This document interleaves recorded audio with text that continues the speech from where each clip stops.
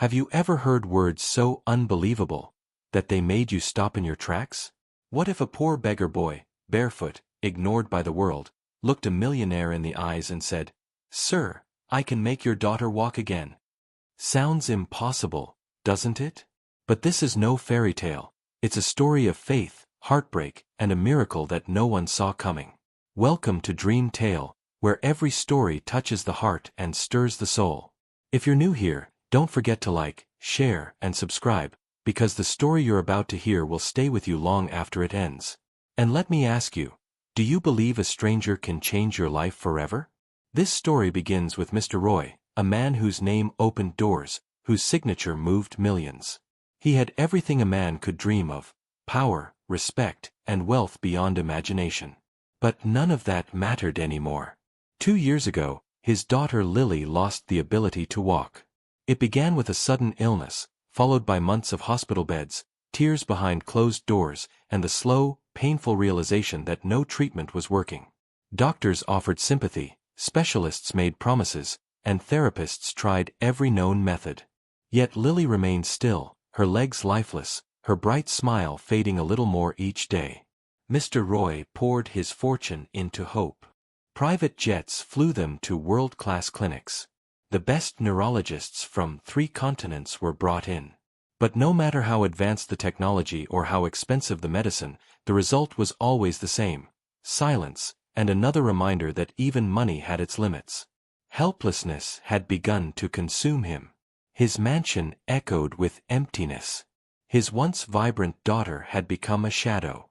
He was a man who could fix anything, except the one thing that mattered most. Then, on a cloudy evening, in a place he never intended to be, everything changed. A charity visit brought him to the edge of the city's poorest slum, a world far removed from his own. It was here, among broken walls and forgotten faces, that he heard a voice. Not loud. Not desperate. Just certain. A boy, no older than 12, looked up at him and said the words that would haunt his soul: "Sir, I can make your daughter walk again." At first, it sounded absurd, arrogant, even. But something in the boy's tone made him pause. He had heard countless people say what they might try, but this boy spoke as if he knew. That moment, as strange as it was, would mark the beginning of a journey that neither Mr. Roy nor the world could ever forget. Mr. Roy wasn't always this broken. Years ago, he was the kind of man others envied: sharp, unshakable, and surrounded by success. His name meant stability in the corporate world. Newspapers praised his business empire, magazines featured his lavish lifestyle, and society admired the way he balanced power and poise.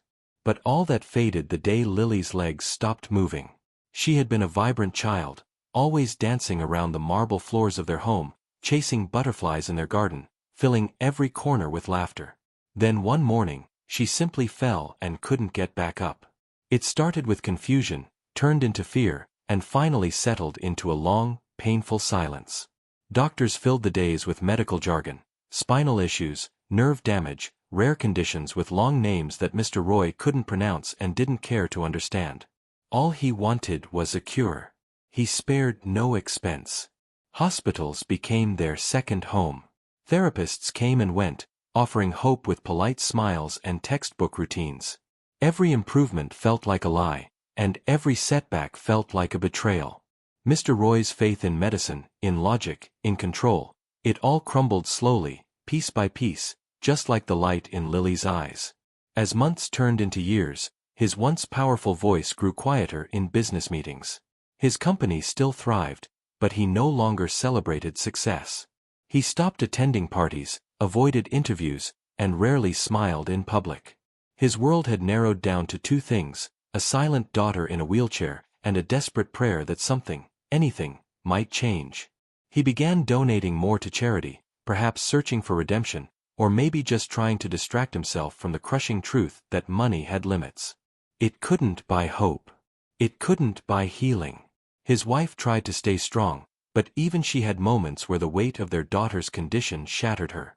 The mansion that once echoed with laughter now whispered sorrow. The servants walked quietly, avoiding eye contact. Mr. Roy began to look older. His shoulders drooped, and his eyes stayed fixed on the floor more often than on the future. For a man who had once ruled boardrooms and commanded crowds, this was the deepest kind of defeat, not financial, but emotional. The kind no one sees until it's too late. And so, when a boy from the streets spoke those impossible words, something inside Mr. Roy stirred. Not belief, but perhaps the last flicker of a father who had run out of reasons to keep hoping, but hadn't yet forgotten how. It was late afternoon when Mr. Roy found himself in the heart of the slums, far from his marble floors and city view offices. The visit wasn't planned. One of his foundation's volunteers had begged him to see the new community kitchen his donations had built. He agreed, not out of interest, but because saying yes was easier than explaining why he felt nothing at all. His luxury car pulled up to a narrow muddy lane where shoeless children ran freely, laughing despite the dust that clung to their clothes. The smell of spices, sweat, and survival hung heavy in the air. Mr. Roy stepped out, his polished shoes sinking slightly into the soft earth, his eyes scanning a world so far removed from his own it almost didn't feel real. As he walked past the worn-down huts, something caught his attention. A group of children sat in a loose circle near a broken wall, their faces lit with amusement. At the center stood a skinny boy, maybe 12 or 13, holding a half-torn storybook. His clothes were mismatched and faded, but his voice was clear and warm. He was mimicking different characters, switching tones, making the children giggle uncontrollably. There was a small metal bowl at his side with only a few coins in it, barely enough for a meal. But the boy didn't seem to care. He wasn't begging today. He was giving joy. Mr. Roy paused for a moment, watching. The boy finished the story, bowed dramatically, and turned to pick up his bowl. That's when he noticed the man standing at a distance. Without hesitation or fear, the boy walked over.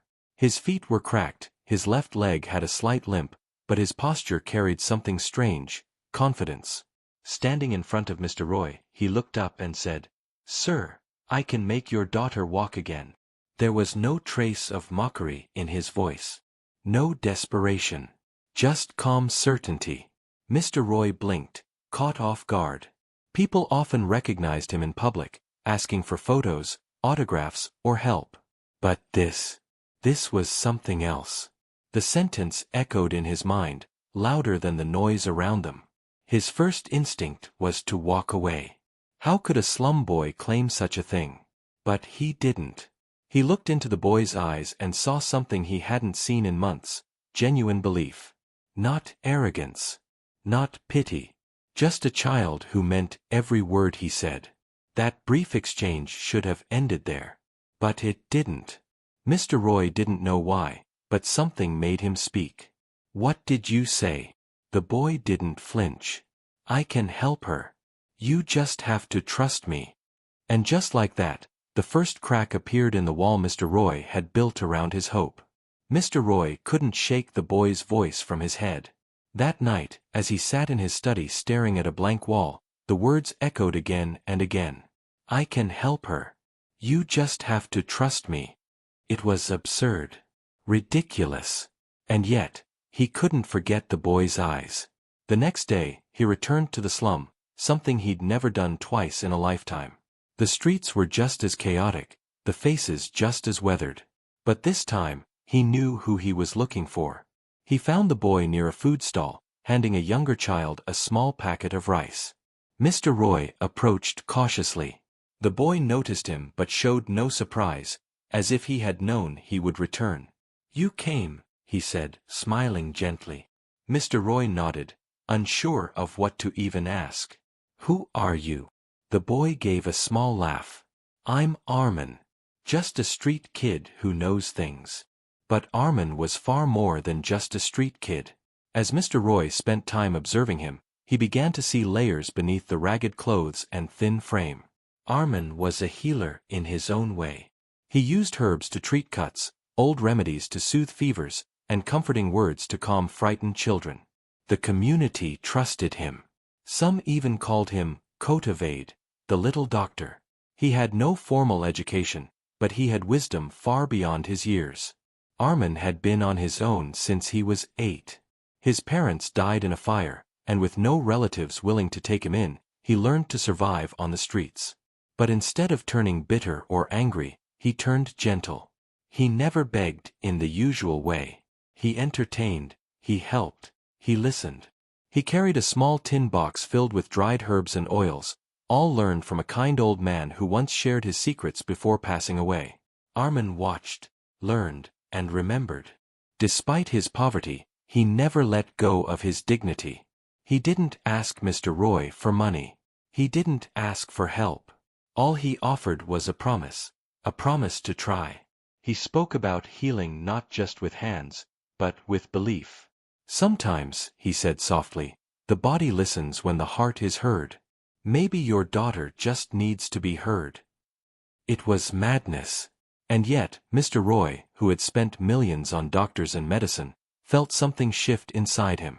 This boy, with nothing to gain, had something no professional had ever shown: faith without pride. Maybe that was worth listening to. Mr. Roy had always lived by logic. Numbers, facts, and contracts ruled his world. He didn't believe in miracles, and certainly not in street boys with healing hands. But as he sat in his car staring at Armin from a distance, something within him stirred. He didn't know whether it was hope or desperation, or perhaps both. The idea of letting this boy near his daughter felt foolish. But what had logic brought him so far? Endless diagnoses, empty reassurances, and the haunting stillness of a wheelchair that never moved. That evening, he stood in front of Lily's door longer than usual. His hand hovered over the handle, his mind racing with doubts. What would his wife say? What if it made things worse? But the memory of Armin's steady voice pushed him forward. He opened the door and walked in. Lily looked up from her window, her face pale and tired. Mr. Roy sat beside her and said softly, "I met someone today, someone who says he can help." She didn't respond at first, then smiled faintly. "Another doctor?" He shook his head. "No. A boy." Her eyebrows raised, confused, then curious. A boy. The next morning, Armin arrived at the mansion. The guards hesitated at the gate, but Mr. Roy had given strict instructions. Inside, the staff stared in silence. No one questioned the decision aloud, but the judgment in their eyes was clear. A beggar boy in a house of millionaires? It didn't make sense. But Mr. Roy ignored them all. This wasn't about pride anymore. It was about the last thread of belief he had left. Armin entered Lily's room like he belonged there. He didn't look around in awe. He didn't touch anything. He simply smiled at her and said, "Hi, I'm Armin. I heard you're tired of sitting still." Lily blinked, then laughed quietly. No one had spoken to her like that in months. Everyone treated her like glass. But this boy, he made her feel normal. That alone was something new. They talked. Armin didn't mention her legs or her illness. Instead, he told her stories from the slums, about a cat that stole bread, a kid who thought he could fly, and how laughter makes you stronger. For the first time in weeks, Lily laughed, really laughed. Mr. Roy stood outside the door, listening, stunned. This wasn't science. This wasn't therapy. It was something else, something that couldn't be measured or explained. Doubt still lingered in his heart. Could this boy truly help her walk? Or was this just a brief moment of distraction before disappointment returned? But for the first time in a long time, faith was beginning to outweigh doubt. And sometimes, that's where healing truly begins. Armin returned the next day, carrying a small cloth pouch filled with herbs and oils that smelled like earth and sunlight. He didn't speak of magic or miracles. He didn't promise cures. He simply asked to sit with Lily, talk to her, and massage her legs using the remedies he had learned on the streets. Mr. Roy watched closely, his heart caught between hope and fear. He still couldn't believe he was allowing this, but something in Armin's presence calmed even his skepticism. The boy never forced anything, never pushed. He worked with quiet focus, gently rubbing Lily's legs while telling her how the body listens when the heart feels safe. Lily, to everyone's surprise, looked forward to his visits. For a girl who had withdrawn from the world, Armin became a window back to life. He made her smile in ways no therapist ever had. They played silly games. They told each other dreams. Armin asked her to close her eyes and imagine herself running through a field, over and over again. See it clearly, he'd say. Feel the grass. Hear your footsteps. At first, it felt silly. But Lily began to enjoy it. The more she imagined walking, the more she wanted it, not just with her mind, but with her soul. Then something changed. It started as a whisper. One morning, Lily gasped quietly. I felt something, she said. A tingling in her toes. Barely there, but real. Her mother wept. Mr. Roy stood frozen, unsure if it was a trick of the mind or the first crack in the wall that held her down. They called in the doctors, who examined her with puzzled eyes. There was no scientific explanation, only vague statements about nerve stimulation and possible recovery pathways. But Armin didn't care for explanations. He only smiled and kept coming back, every day, without fail. Weeks passed. The tingling grew stronger. Lily could now move her feet slightly. Her legs, once still and lifeless, showed flickers of response. Her therapists were stunned. They had seen cases like this before, but never a turnaround like this. And certainly not one that began with a street boy's hands and a child's belief. The household, once filled with silence and sorrow, began to shift. Staff who once judged Armin now greeted him with shy nods. Even the guards opened the gates with quiet respect. For Mr. Roy, each small improvement felt like a sunrise after a long, frozen night. He didn't know how it was happening, but he no longer questioned it. His daughter was smiling again. Her eyes were alive. And the boy who once begged on a corner had become a light inside their darkest place. Something extraordinary was unfolding, one quiet miracle at a time. It happened on a quiet morning, the kind that starts without expectation. Lily was sitting near the window, the way she often did, with a blanket draped over her legs and a book in her lap. Armin had just arrived, greeted her with his usual warmth, and knelt beside her to begin the daily routine. But before he could even open his pouch of herbs, Lily placed her hand on his and whispered, "Wait. Watch." Slowly, trembling slightly, she moved her hands to the armrests of her chair, pressed down, and before anyone could speak, she lifted herself. Just a little. Just a second. But her body had risen. Time froze. Her mother let out a sharp cry. Armin didn't move, didn't speak. Mr. Roy, who had entered the room only moments before, dropped the file he was holding. Lily, wide-eyed and breathless, sat back down and smiled. "Did you see that?" she said, half laughing, half crying. They had all seen it. For the first time in 2 years, she had moved by her own will. And it hadn't been forced, it hadn't been staged, it was real. The mansion changed that day. The heavy air of waiting, of mourning what had been lost, lifted like a fog. Armin was no longer a visitor. He was family. Mr. Roy made sure he had a room in the house, clothes to wear, food to eat, though Armin never asked for any of it. He remained the same humble boy who showed up each day with nothing but kindness in his hands and belief in his voice. News of Lily's improvement spread quietly at first, then exploded across social media. People were stunned. Some praised the family's openness to unconventional healing, others scoffed at the idea of a beggar boy succeeding where elite doctors had failed. But Mr. Roy didn't care about public opinion anymore. When reporters asked him why he trusted Armin, he gave only one answer: because he gave me back my daughter. Of course, not everyone was kind. Harsh headlines began appearing. Millionaire heals daughter with street witchcraft? Child abuse or miracle cure? Mr. Roy received criticism from business associates, relatives, and even medical experts. But none of it mattered. Because each morning, he saw Lily grow stronger. He saw her stand a little longer. He heard her laughter fill rooms that had forgotten joy.